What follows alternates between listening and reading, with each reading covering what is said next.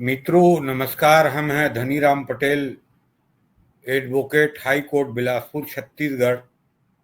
और आज चर्चा करेंगे ईरान इजराइल युद्ध। और ये युद्ध क्या विश्व धार्मिक युद्ध में बदल जाएगा या तृतीय विश्व युद्ध के रूप में बदल जाएगा। चर्चा शुरू करने के पहले आप सबसे आग्रह करूंगा कि मेरे YouTube channel DR Patel advocate को सब्सक्राइब करें, शेयर करें, लाइक करें। मित्रों, जो 13 तारीख कल से इजराइल के हमला के बाद इजराइल और ईरान के जो युद्ध है, जो भीषणतम रूप धारण कर लिया है, तो दुनिया में लोग कई तरह के कयास लगा रहे हैं कि क्या इजराइल ईरान युद्ध विश्व युद्ध में बदल जाएगा या ईरान इजराइल युद्ध एक धार्मिक युद्ध में बदल जाएगा। इसमें चर्चा शुरू करने के पहले हम इस चीज को देखें इतिहास में कि इजराइल और ईरान में दुश्मनी की बुनियाद कहां पड़ी। आप सब लोग जानते होंगे, ईरान में 1979 में 1979 में इस्लामिक क्रांति हुई और इस्लामिक क्रांति के जो घोषणा पत्र था इस्लामिक गणराज्य बनाने के लिए, उसमें राजा शाह पहलवी के गैर इस्लामिक शासन व्यवस्था और भ्रष्टाचार को समाप्त करना और जो खाड़ी में इजराइल नामक यहूदी राष्ट्र है उसके अस्तित्व को समाप्त करना, ये इस्लामिक क्रांति के दूसरा महत्वपूर्ण घोषणा पत्र था। शाह पहलवी के सत्ता में हटने के बाद आयतुल्ला खुमैनी क्रांति के बाद सुप्रीम लीडर बन गए। सुप्रीम लीडर का मतलब है सर्वोच्च धार्मिक इस्लामिक धार्मिक नेता। और क्रांति के बाद विश्व के अधिकांश विद्वानों का और कई देशों का मानना है कि क्रांति के बाद ईरान एक नॉर्मल स्टेट जो होती है, नॉर्मल स्टेट नहीं रही। मैंने जैसे पहले बताया कि शाह पहलवी के गैर इस्लामिक शासन और भ्रष्टाचार को समाप्त करना क्रांति के उद्देश्य था, और एक महत्वपूर्ण उद्देश्य ये भी था कि इजराइल नामक यहूदी राष्ट्र को गल्फ से समाप्त करना। यहां पे एक चीज आप देखेंगे, चिंतन करने की विषय है। इजराइल और ईरान के कोई सीमा एक दूसरे से जुड़े हुए नहीं है। ईरान पे इजराइल ने कभी हमला नहीं किया। शाह पहलवी के शासन 1979 तक इजराइल और ईरान के मैत्रीपूर्ण संबंध था, दोनों के बाइलेटरल रिलेशन भी था, कोई दुश्मनी नहीं थी। लेकिन जैसे ईरान में इस्लामिक क्रांति होती है और आयतुल्ला खुमैनी सुप्रीम लीडर बनते हैं और सुप्रीम लीडर के संरक्षण में तथाकथित लोकतंत्र वहां शुरू होती है, और उस लोकतंत्र में आप देखेंगे वहां की जो सर्वोच्च रिलीजियस काउंसिल है, जिसको गार्जियन काउंसिल भी बोला जाता है, उस समिति का काम है कि ईरान के कौन राष्ट्रपति बन सकता है, कौन मेयर बन सकता है, कौन पार्लियामेंट के सदस्य बन सकता है, इसकी स्क्रूटनी करती है रिलीजियस काउंसिल। और जिसके सुप्रीम लीडर होते हैं आज तक खुमैनी परिवार खुमैनी रहे। खुमैनी के बाद 1989 में 1989 में आयतुल्ला खामेनेई उनके पुत्र सुप्रीम लीडर हैं। ये स्क्रूटनी करते हैं कि कौन राष्ट्रपति बनेगा, कौन सांसद बनेगा, कौन शहर के मेयर बनेगा, कौन काउंसलर बनेगा। तो ये लिमिटेड डेमोक्रेसी हो गई और लोकतंत्र रही नहीं वहां पे कि सुप्रीम लीडर के सेलेक्ट किए हुए व्यक्ति प्रधानमंत्री से लेकर काउंसलर बनेंगे। तो लोकतंत्र कहां रही। क्रांति के बाद डिक्लेयर्ड इस्लामिक गणराज्य बन गया ईरान। तो इस कारण से विश्व के अधिकांश लोग मानते हैं कि क्रांति के बाद ईरान एक नॉर्मल स्टेट की जो पैमाना है, जिसमें स्मूथ लोकतंत्र हो, एक धर्म विशेष पे आधारित राष्ट्र का संविधान ना हो, उसको नॉर्मल स्टेट माना जाता है। तो इस दृष्टि से देखें तो ईरान एक नॉर्मल स्टेट नहीं रहा और दुनिया के अधिकांश लोग, अधिकांश विद्वान लोग, अधिकांश देश के लोग मानते हैं। अब जैसे मैंने बताया कि क्रांति के बाद ना ईरान के पहले इजराइल से दुश्मनी थी, ना एक दूसरे के सीमा जुड़े हुए हैं, लेकिन क्रांति के बाद अपने घोषणा पत्र के अनुसार आयतुल्ला खुमैनी लग जाते हैं इजराइल को नेस्तनाबूद करने में।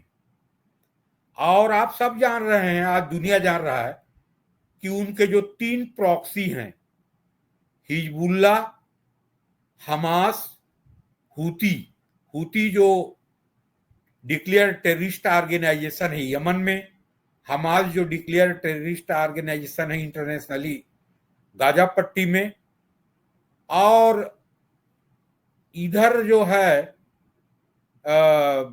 हिजबुल्ला, हमास और हूती। हमास, हिजबुल्ला के बारे में आप सब जानते ही हैं, जिसके खिलाफ पिछले दशकों से इजराइल और हमास और हिजबुल्ला और इजराइल और हूती और इजराइल एक दूसरे के खिलाफ युद्ध लड़ रहे हैं। लेकिन हमास, हूती और हिजबुल्ला के पीछे खुलेआम ईरान लगा हुआ है, सपोर्ट कर रहा है, और ईरान के प्रॉक्सी हैं। क्रांति के बाद ये सब शुरू हुआ है और इन प्रॉक्सियों को इसलिए लगाया हुआ है ईरान कि इजराइल को दुनिया से समाप्त करना है। यहां पे एक पहलू ये भी है कि इजराइल जब बना 1947-48 में, 48 में यूएनओ का मेंबर बना, संयुक्त राष्ट्र संघ के माध्यम से ही पश्चिमी शक्तियों ने इजराइल को बनाया। तो इजराइल बना उस समय, उसके जो आज क्षेत्रफल है लगभग 22,000 वर्ग किलोमीटर, तो उस समय आधे से कुछ अधिक क्षेत्र था। लेकिन आज विस्तार करते करते इजराइल जो 1948 में जो क्षेत्र था उससे डबल हो गया। लेकिन यहां पे एक चीज भी मानना पड़ेगा हम लोगों को कि चाहे वो 67 के युद्ध हो, चाहे 72 के युद्ध हो, चाहे 48 के युद्ध हो, किसी भी युद्ध में सबसे पहले गल्फ कंट्रियों ने इजराइल को उकसाया है। आप इतिहास में पढ़ते भी होंगे। और ये भी बात सत्य है कि इतिहास में बहुत लंबे समय तक जो इजराइल नामक राष्ट्र है, यहूदियों का जो राष्ट्र है, वो अस्तित्व में नहीं था। इतिहास बताता है कि हजारों साल पहले, 1,500 साल पहले, यहूदियों का एक राष्ट्र फिलिस्तीन में था, इसमें कोई संदेह नहीं है। लेकिन बीच में लगभग 1000 साल तक यहूदियों के राष्ट्र नहीं था और उन पर कई तरह से हमला हुआ और दुनिया में फैल गए, यूरोप से लेके अफ्रीका से लेके अमेरिका तक दुनिया में फैल गए। लेकिन अपने राष्ट्र को उन्होंने कभी नहीं भूला और अपने हिब्रू भाषा को कभी नहीं भूला। अंत में अपने वादे के अनुसार पश्चिमी राष्ट्रों को, खासकर ब्रिटेन और अमेरिका को, यहूदियों को अपना राष्ट्र देना पड़ा और वो राष्ट्र फिलिस्तीन में बना 48 में। और जब से बना है तब से अरबियों से उनकी लड़ाई, अरबी मुस्लिमों से उनकी लड़ाई या गल्फ कंट्रियों से उनकी लड़ाई होती रही है, वो जो 3-4 युद्ध जो मैंने बताया। लेकिन यहां पे आज 21वीं शताब्दी में एक दूसरे के अस्तित्व की समाप्त करने की बात सोचें और एक दूसरे के प्रति धर्म के आधार पर घृणा करें और एक धर्म को समाप्त करने के बारे में सोचें, तो ये संभव नहीं है। और वो जो आज भयंकर युद्ध है ईरान और इजराइल के बीच, और ये युद्ध और बढ़ेगी। विश्व युद्ध तो होगी नहीं, क्योंकि ईरान के साथ देना चाहते हुए भी, चाहे उत्तर कोरिया हो, चाहे रूस हो, चाहे चीन हो, खुल के साथ नहीं दे पाएंगे। पर्दे के पीछे साथ देंगे, हथियारों को सपोर्ट करेंगे, लेकिन खुल के सपोर्ट नहीं करेंगे। और इजराइल आज ईरान को अपने अस्तित्व के लिए खतरा मानता है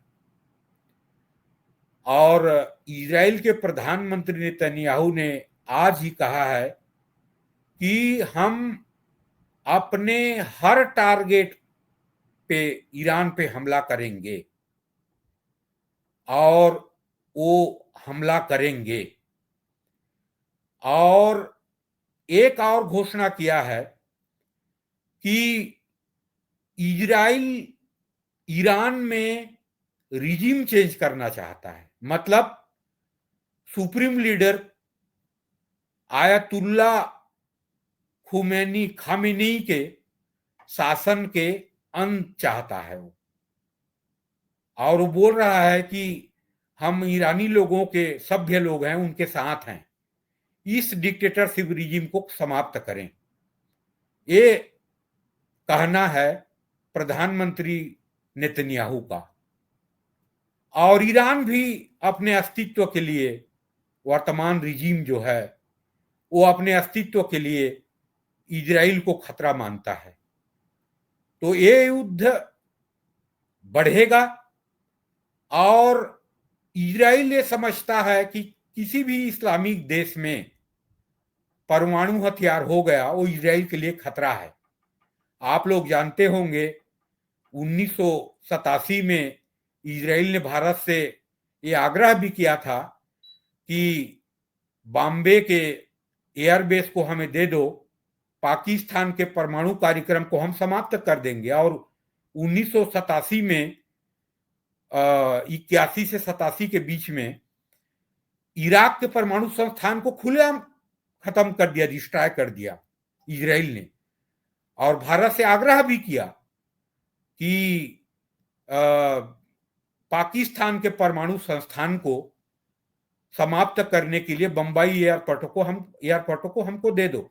लेकिन उस समय भारत और इजराइल के राजनीतिक संबंध नहीं भी था और उस समय की सरकार की सोच भी ये थे कि एक समुदाय विशेष नाराज होगी, एक वोट बैंक भी मान सकते हैं उसको, और भारत ने उसमें उलझना नहीं चाहा उस समय और बंबई का एयरपोर्ट नहीं दिया।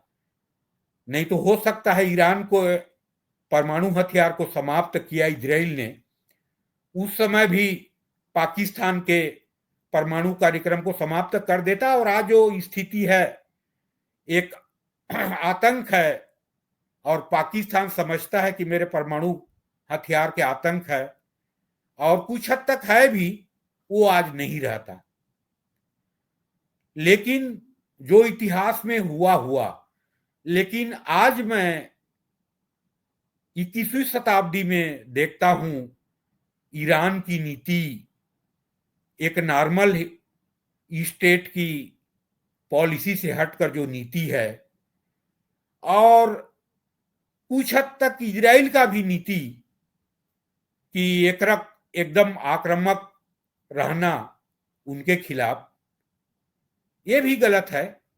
लेकिन आज देखेंगे कि ईरान की जो पॉलिसी है कि इजराइल के अस्तित्व को समाप्त करना, यहूदियों को समाप्त करना, ये संभव नहीं है। और आज सब जानते हैं हम कि इजराइल वैज्ञानिक दृष्टि से, आर्थिक दृष्टि से, रिसर्च के दृष्टि से विश्व के 5 अग्रणी राष्ट्रों में है।